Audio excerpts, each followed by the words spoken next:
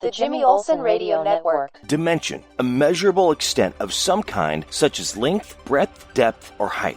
An aspect or feature of a situation, problem, or thing. Fear, an unpleasant emotion caused by the belief that someone or something is dangerous, likely to cause pain or a threat. Knowledge, facts, information, and skills acquired by a person through experience or education, the theoretical or practical understanding of a subject, awareness of familiarity gained by experience of a fact or situation. Imagination, the faculty or action of forming new ideas, or images or concepts or external objects not present to the senses. The ability of the mind to be creative or resourceful, the part of the mind that imagines things.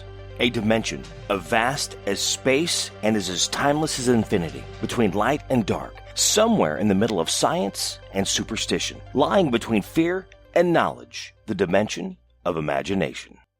Spinal adjustments provided by Dr. Chad Rolfson. The Spinal Tuning Chiropractic Center is a Des Moines area low flat fee per month unlimited chiropractic care practice. When life happens, just adjust. Schedule today at spinaltuning.com. Barbecue provided by Kenny's Rib Wagon, catering ribs for your pleasure and serving daily at Plaza Pub, 62nd and Douglas in Des Moines, across from Merle Hay Mall. Find Kenny's Rib Wagon on Facebook. Welcome to Bible Story Time. Abimelech's ambition, Judges 9:1-57. Gideon's son Abimelech went to the town of Shechem, where all his mother's relatives lived, and told them to ask the men of Shechem, "Which would you prefer, to have all 70 of Gideon's sons govern you, or to have just one man?"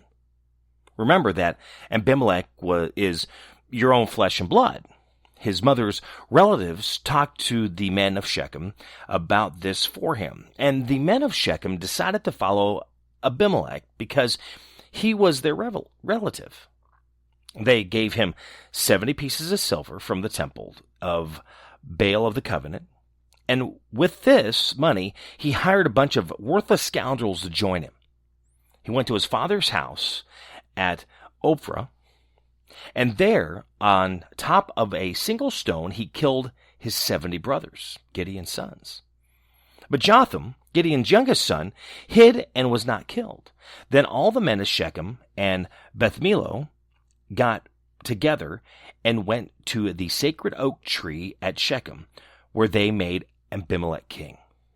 When Jotham heard about this, he went and stood on the top of the mount of Gerizim, and shouted out to them, "Listen to me, you men of Shechem, and God may listen to you. Once upon a time, the trees went out to choose a king for themselves. They said that the olive tree be our king. The olive tree answered, 'In order to govern you, I would have to stop producing my oil, which is used to honor gods and human beings.' Then the trees said to the fig tree, 'You come and be our king.' But the fig answered, 'In order to govern you, I would have to stop producing my good sweet fruit.' So the trees then said to the grapevine, 'You come and be our king.' But the vine answered, 'In order to govern you, I would have to stop producing my wine that makes gods and human beings happy.' So then all the trees said to the thorn bush, 'You come and be our king.' The thorn bush answered, 'If you really want me to be your king, then come and take shelter in my shade. If you don't, fire will blaze out my thorny branches and burn up all the cedars of Lebanon.' Now then," Jotham continued, "were you really honest and sincere when you made Abimelech king? Did you respect Gideon's memory and treat his family properly, as his actions deserved? Remember that my father fought for you. He risked his life to save you from the Midianites.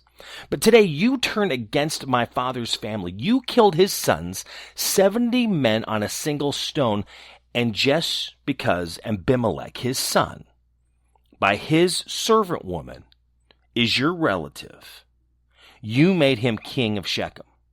Now then, if what you did today to Gideon and his family was sincere and honest, then be happy with Abimelech, and let him be happy with you. But if not, may fire blaze out from Abimelech and burn up the men of Shechem and Beth Millo. May fire blaze out from the men of Shechem and Beth Millo and burn Abimelech up. Then, because he was afraid of his brother, Abimelech, Jotham, ran away and went to live in Beer. Abimelech ruled Israel for 3 years. Then God made Abimelech the men of Shechem hostile to each other, and they rebelled against Abimelech. This happened so that Abimelech and the men of Shechem, who encouraged him to murder Gideon's 70 sons, would pay for their crime. Then the men of Shechem put men in ambush against Abimelech on the mountaintops, and they robbed everyone who passed their way. Abimelech was told about this.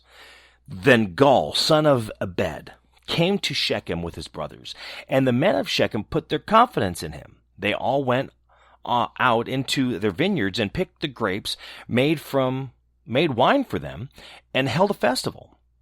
They went into the temples of their God, where they ate and drank and made fun of Abimelech. Gaal said, "What kind of men are we in Shechem? Why are we serving Abimelech? Who is he anyway? The son of Gideon? And Zebul takes orders from him? But why should we serve him? Be loyal to your ancestor Amor, who founded your clan. I wish I were leading this people. I would get rid of Abimelech. I would tell him, reinforce your army and come out and fight." Zebul, the ruler of the city, became angry when he heard what Gaal had said. He sent messengers to Abimelech at Amarth to say, "Gaal, son of Ebed, and his brothers have come to Shechem, and they are not going to let you into the city. Now then, you and your men should move by night and hide in the fields.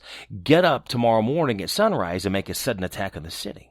Then, when Gaal and his men come out against you, hit them with all you've got."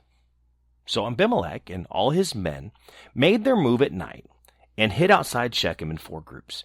When Abimelech and his men saw Gaal come out and stand at the city gate, they got up from their hiding places. Gaal saw them and said to Zebul, "Look, there are men coming down from the mountaintops." "Those are not men," Zebul answered. "Those are shadows in the mountains." Gaal said again, "Look, there are men coming down the crest of the mountain, and one group is coming along the road from the oak tree of the fortune tellers." Then Zebul said to him, "Where is all your big talk now? You were the one who asked why we should serve this man Abimelech. These are the men you were making fun of. Go on now and fight them." Gaal led the men of Shechem out and fought Abimelech. Abimelech started after Gaal, and Gaal ran. Many were wounded, even the city gates. Abimelech lived in Arumah, and Zebul drove Gaal and his brothers out of Shechem so that they could no longer live there.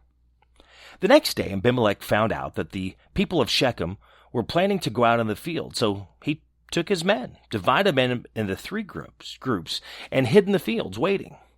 When he saw the people coming out of the city, he came out of hiding to kill them, while Abimelech and his groups hurried forward to guard the city gate. The other 2 companies attacked the people in the fields and killed them all. The fighting continued all day long. Abimelech captured the city, killed its people, tore it down, and covered the ground with salt. When all the leading men in the fort at Shechem heard about this, they sought safety in the stronghold of the temple of Baal of the Covenant. Abimelech was told that they had gathered there, so he went up to Mount Zalmon with his men. There he took an axe, cut off a limb of a tree, put it on his shoulder. He told his men to hurry and do the same thing. So everyone cut off a tree limb. Then they followed Abimelech and piled the wood up against the stronghold. They set it on fire with the people inside. And all the people in the fort died, about 1,000 men and women. Then Abimelech went to Thebez, surrounded the city, and captured it. There was a strong tower there, and every man and woman in the city, including the leaders, ran to it. They locked themselves in and went up to the roof.